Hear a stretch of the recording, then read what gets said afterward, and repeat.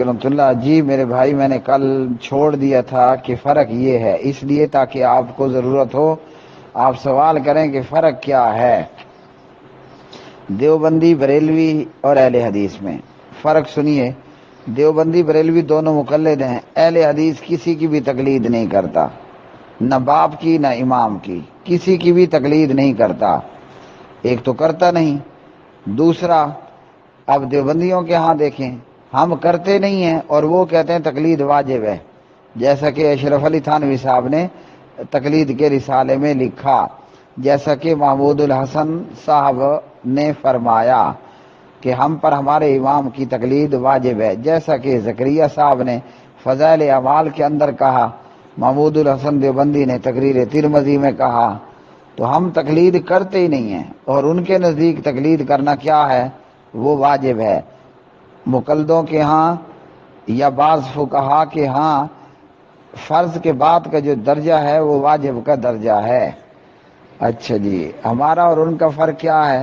ہم کہتے ہیں تقلید بعض دفعہ شرک ہے اور بعض دفعہ بدعت ہے، زبیر علی سے رحمہ اللہ، اور ان کے نزدیک کیا ہے؟ تقلید واجب ہے، تقلید بغیر کوئی چارہ نہیں ہے۔ اچھا جی، اسی طرح ہمارا اور ان کا فرق آ جائیے نماز میں۔ ہم کہتے ہیں ضروری ہے، نماز تب قبول ہوگی جب نماز اللہ اکبر سے شروع کی جائے اور اس کا اختتام السلام علیکم ورحمۃ اللہ پر ہو، ٹھیک ہے؟ یہ اہل حدیث کہتا ہے۔ مقلد کہتا ہے یہ بھی درست ہے، لیکن اگر کوئی نماز میں سلام پھیرنے کی بجائے جان بوجھ کے حدث کر دیتا ہے تشہد کی مقدار پوری کر لینے کے بعد، تو تمت صلاتہ جازت صلاتہ، نماز اس کی جائز ہے، نماز اس کی مکمل ہے۔ اچھا جی، اب یہ حدث کیا چیز ہے؟ یہ کہاں پہ لکھا ہے یہ بھی سن لیں۔ یہ لکھا ہے قدوری کتاب الصلاۃ میں۔ حدث ہے خلاف نماز کوئی حرکت کرنا، حدث ہے پڑ پھوسی کا لگا دینا، حدث ہے نماز میں بولنا چولنا شروع کر دینا، اٹھ کر چلنا پھرنا شروع کر دینا، تو یہ ساری باتیں حدث ہیں۔ ہم کہتے ہیں کوئی اس طرح کرے گا تو نماز بھی جاتی رہے گی، اور اگر پڑ پھوسی لگا دی تو وضو بھی فارغ ہو جائے گا، باوضو ہو کر دوبارہ نئے سرے سے نماز پڑھنا ہوگی۔ اہل حدیث اور دیوبندی بریلوی مقلدین میں کیا فرق ہے؟ ہم کہتے ہیں حلالہ کرنے والا اور حلالہ کروانے والا دونوں کیا ہیں؟ دونوں لعنتی ہیں۔ کہاں پر لکھا ہے؟ ابو داؤد میں، ابن ماجہ میں، بلوغ المرام میں، کتاب النکاح کے اندر حلالہ کرنے والا اور کروانے والا کیا ہے؟ دونوں لعنتی ہیں۔ دیوبندی بھی اور بریلوی بھی یہ دونوں جڑواں بھائی کہتے ہیں۔ جڑواں اس لیے کہ دونوں ایک ہی امام کے مقلد ہونے کا دعویٰ رکھتے ہیں۔ بڑا بھائی دیوبندی، اس کی پیدائش 1866، چھوٹے بھائی مقلد بریلوی کی پیدائش ہے 1920۔ دیوبندی بڑے بھائی کی جنم بھومی ہے دارالعلوم دیوبند، اور بریلوی کی جنم بھومی ہے بریلی شہر ہندوستان۔ وہ دونوں حلالہ کرتے بھی ہیں اور حلالہ کرواتے بھی ہیں۔ کہتے ہیں خیر ہے، لعنت ہوگی، بیوی تو حلال ہو جائے گی نا، تو بریکٹ میں یوں سمجھ لیجئے کہ لعنت کی بھی کوئی بڑی چیز ہے، کیا فرق پڑتا ہے، لعنت ہو گئی ہے نا، ہوتی رہے، بیوی تو حلال ہو گئی ہے۔ تو یہ اہل حدیث اور دیوبندی بریلوی کا فرق۔ حلالہ کرنے والا اور کروانے والا کون ہے؟ لعنتی ہے، اور لعنت بہت بڑی بھاری چیز ہے۔ ان کے ہاں یہ ہے کہ وہ حلالہ شوق سے کرتے ہیں، شوق سے ہی کرواتے ہیں۔ نیوز چینل پر آپ نے سنا اور دیکھا ہوگا نا، ایک مقلد بریلوی وغیرہ نے اپنی بیوی کو کئی مرتبہ طلاق دی اور کئی ہی مرتبہ اس کا مردوں سے حلالہ کروایا، یعنی آدم اور حوا کی بیٹی نہ ہوئی، نعوذ باللہ، اسے جانور کھوتی بنا دیا گیا۔ کوئی اپنے جانور کے ساتھ بھی یوں نہ ہونے دے۔ تو یہ ہے اہل حدیث اور دیوبندی بریلوی میں فرق۔ اہل حدیث اور دیوبندی بریلوی میں کیا فرق ہے؟ ہم کہتے ہیں کہ ہر قسم کی شراب حرام ہے، اور ہر نشہ آور چیز شراب ہے، اور ہر جو نشہ آور چیز ہے وہ حرام ہے۔ اب دیوبندی بریلوی کیا کہتے ہیں کہ جناب کچھ مخصوص چیزوں کے علاوہ، مثال کے طور پر انگور وغیرہ کے علاوہ باقی جو قسم کی شرابیں ہیں وہ حلال ہیں۔ تو یہ ہے اہل حدیث اور دیوبندی بریلوی میں فرق۔ کیا فرق ہوا؟ اہل حدیث کے نزدیک شراب حرام ہے۔ کیوں حرام ہے؟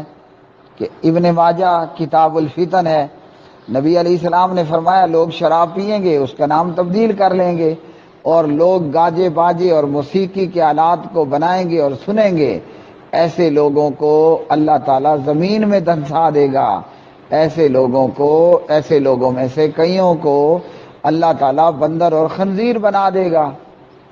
تو فقہ حنفی نے، دیوبندی بریلویوں نے کیا کہا کہ جناب کچھ شراب وہ حلال بھی ہیں، اور اسی طرح اس کے حوالے سے میں پورا جواب بھی ایک دے چکا ہوں آپ کو میرے چینل پر یا میرے واٹس ایپ گروپس میں یا میرے شاگردوں کے پاس موجود گروپس میں یہ جوابات مل جائیں گے۔ آگے بھی چلتے ہیں۔ اہل حدیث یہ کہتا ہے ماں بہن بیٹی بھتیجی بانجی خالہ پھوپھی ان سے نکاح کرنا حرام ہے، اور ایسا بندہ سزا کا مستحق ہے۔ سزا یہ ہے کہ اس کو قتل کر دیا جائے گا۔ دلیل کیا ہے؟ حرمت علیکم امہاتکم و بناتکم الی آخر الآیہ، النساء پارہ نمبر 4۔ ماں بہن بھتیجی بیٹی بانجی خالہ پھوپھیاں یہ سب حرام رشتے ہیں، ان سے نکاح کرنا بھی حرام ہے۔ جیسا کہ ایک شخص نے اپنے باپ کی بیوی سے نکاح کر لیا، نبی علیہ السلام نے بندے بھیجے، جاؤ گردن کاٹ دو اور اس کا مال لوٹ لو۔ اور دیوبندی بریلوی کیا کہتے ہیں؟ فقہ حنفی کو دوری کہتی ہے امام ابو حنیفہ کے نزدیک اگر کوئی محرمات سے نکاح کر لے اور وطی بھی کر لے، مطلب آپ اس کو کیا کہتے ہیں انگلش میں؟ انٹرکورس کہتے ہیں، وہ بھی کر لے، فلا حد علیہ عند ابی حنیفہ، ابو حنیفہ کے نزدیک اس پر حد کوئی نہیں ہے۔ اب سمجھ آیا دیوبندی بریلوی کا فرق اور اہل حدیث؟ دیوبندی بریلوی اور اہل حدیث کا فرق اتنا کافی ہے؟ نہیں کافی، آگے بھی چلتے ہیں۔ اہل حدیث یہ کہتا ہے زنا حرام ہے۔ کیوں؟ قرآن مجید نے فرمایا وَلَا تَقْرَبُوا الزِّنَا إِنَّهُ كَانَ فَاحِشًا وَسَاءَ سَبِيلًا، زنا کے قریب بھی نہیں جانا، کرنا تو وہ بات کا معاملہ ہے نا، قریب بھی نہیں جانا۔ مثلا ہیرا منڈی میں آپ نے نہیں جانا، مثلا آپ نے جناب تاڑ بازی نہیں کرنی ہے، غیر محرموں سے لچھے دار گفتگو نہیں کرنی ہے، وغیرہ وغیرہ۔ تو اہل حدیث کہتا ہے زنا کرنا کیا ہے؟ حرام ہے۔ دیوبندی بریلوی کیا کہتے ہیں؟ وہ جواب میں دے چکا ہوں، الیاس گمن کے جوابات پر، میرے چینل پر یہ جوابات بھی آپ کو مل جائیں گے۔ گمن دیوبندی کہتا ہے اگر کوئی شخص کسی عورت کے ساتھ اجرت طے کر کے زنا کر لے تو جائز ہے۔ آئیے سمجھ، تو کیا ہوا؟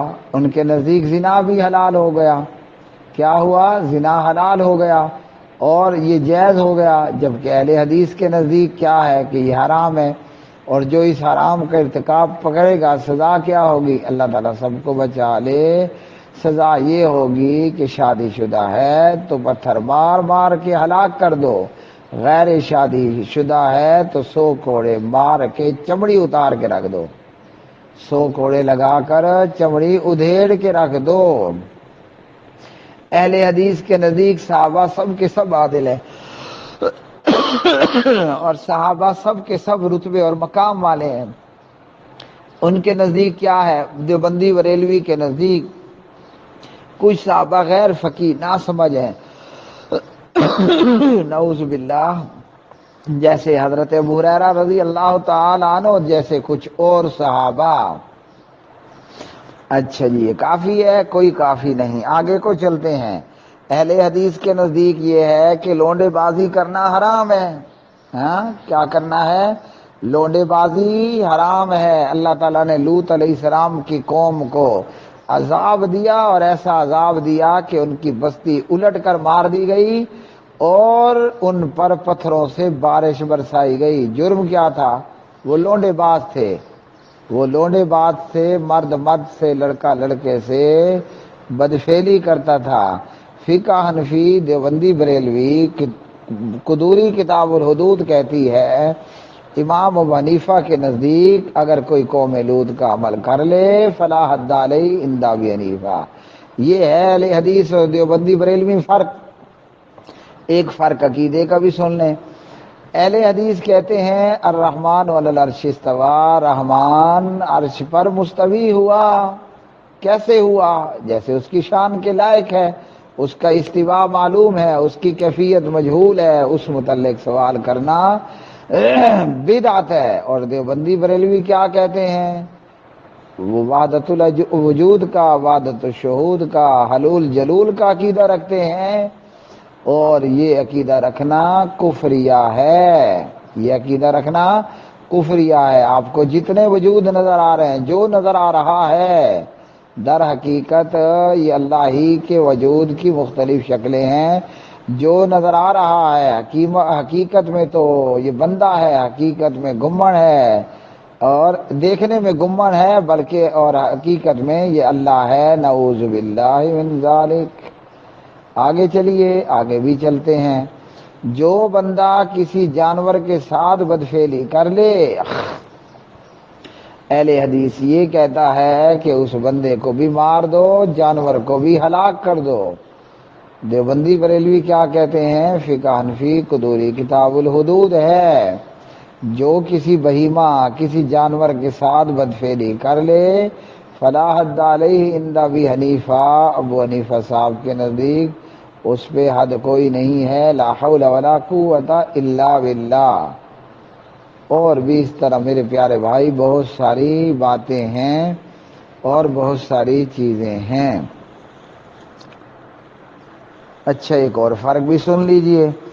اہل حدیث کے نزدیک اللہ کی وحی میں کوئی ٹکراؤ نہیں ہے، قرآن میں نہ حدیث میں، نہ قرآن کا قرآن سے، نہ حدیث کا حدیث سے۔ دیوبندی بریلوی اصول کرخی کیا کہتے ہیں؟ جب دو آیتیں آپس میں ٹکریں مارنے لگ جائیں، اذا تعارضا، جب دو آیتوں میں تعارض اور ٹکر ہو جائے، تساقطا، دونوں کا حکم ختم ہو جائے گا، ڈسمس ہو جائے گا۔ جبکہ اہل حدیث کہتے ہیں قرآن اللہ کی وحی، اللہ کا کلام، اور حدیث من جانب اللہ، اللہ کی وحی، نبی علیہ السلام کا فرمان۔ تو اللہ کی بات میں کوئی تعارض اور کوئی ٹکراؤ نہیں ہوتا، یہ اصول باطل ہے۔ اہل حدیث اور دیوبندی بریلوی میں فرق کیا کہتا ہے؟ کیا بتاتا ہے؟ اہل حدیث کہتے ہیں، کیا کہتے ہیں کہ محمد سے وفا تو نے تو ہم تیرے ہیں۔ اہل حدیث کہتا ہے صلی اللہ علیہ وسلم، اہل حدیث کہتا ہے مصور کھینچ نقشہ جس میں اتنی صفائی ہو، ادھر فرمان محمد ہو، ادھر گردن جھکائی ہو صلی اللہ علیہ وسلم۔ اصول کرخی دیوبندی بریلوی کہتا ہے کوئی بھی آیت ہمارے امام کے قول کے خلاف اور کوئی بھی حدیث ہمارے امام کے قول کے خلاف آ جائے تو اس کی تعویل کی جائے گی، مطلب حدیث کو پھینک دیا جائے گا، چھوڑ دیا جائے گا، اور امام کے قول کو لے لیا جائے گا۔ اب اس کا سیمپل بھی تو آپ کو چاہیے نا، تو آخر پر وہ بھی لے لیں۔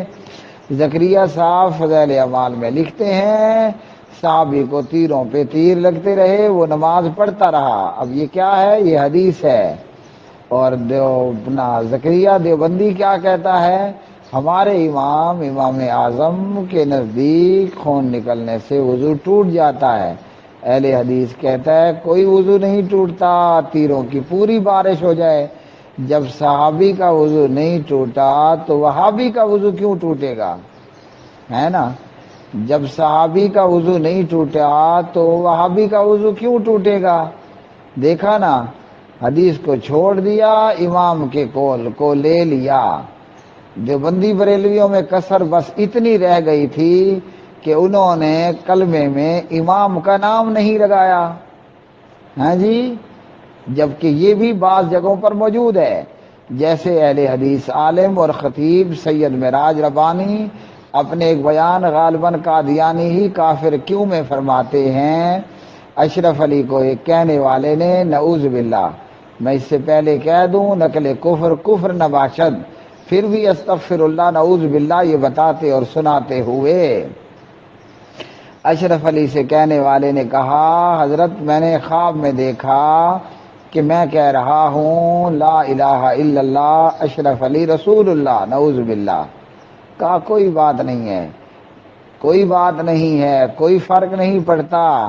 کہا جب جاگتے ہوئے مجھے جاگ آ گئی، یہ تو خواب تھا نا، مجھے جاگ آ گئی تو میں نے اعوذ باللہ پڑھا اور درود پڑھنے لگا تو میرے منہ سے کیا نکلتا ہے، اللہم صلی علی اشرف علی بجائے اللہم صلی علی محمد کے صلی اللہ علیہ وسلم۔ تو میرے بھائی ہم یہ کہتے ہیں ایسے بندے کو اعوذ باللہ من الشیطان الرجیم پڑھنا چاہیے، اپنے ایمان پہ نظر ثانی کرنی چاہیے، اور کیا کرنا ہے، بائیں طرف 3 مرتبہ کرے تھو تھو تھو، اور یہ پڑھے اعوذ باللہ من شر الشیطان و شریہ، کہ اتنا گندا اور خبیث خواب ہے کہ یہ خواب میں لا الہ الا اللہ اشرف علی رسول اللہ یہ چشتی رسول اللہ کہہ رہا ہے، یہ تو گندا ترین خواب ہے۔ اس بندے کو ڈرنا چاہیے کہ کہیں یہ قادیانی بے ایمان مرتد ہو کر نہ مر جائے۔ ہاں اشرف علی کہتا ہے کوئی بات نہیں، چنتا کرنے کی ضرورت نہیں ہے۔ اہل حدیث کہتا ہے بائیں طرف 3 مرتبہ تھو تھو کرو، اعوذ باللہ من شر الشیطان و شریہ پڑھو۔ یہ ہے اہل حدیث اور دیوبندی بریلوی میں فرق، اور بھی بہت سارے کافی فرق موجود ہیں، لیکن صبح سحری بعد میں نہیں سویا، اب سوئے سوئے میں ہی آپ کو یہ جواب دیا ہے۔ امید ہے کافی شافی رہے گا۔ لوگوں چھوڑ دو دیوبندیت کو اور بریلویت کو اور آ جاؤ کتاب و سنت کے پلیٹ فارم پر۔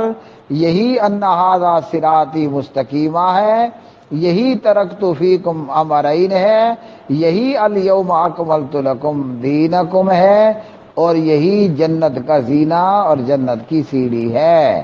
اس راستے کو چھوڑو گے تو بربادی اور ہلاکت تمہیں کھا جائے گی، ہڑپ کر جائے گی۔ وآخر دعوانا ان الحمدللہ رب العالمین۔ www.youtube.com/حافظ اقبال سلفی چینل سبسکرائب کرنا مت بھولیے گا اور بیل آئیکن دبانا مت چھوڑیے گا، تاکہ آپ کو روزانہ نت نئے سوالات اور اعتراضات کا جواب خالص قرآن و سنت کی روشنی میں ملتا رہے۔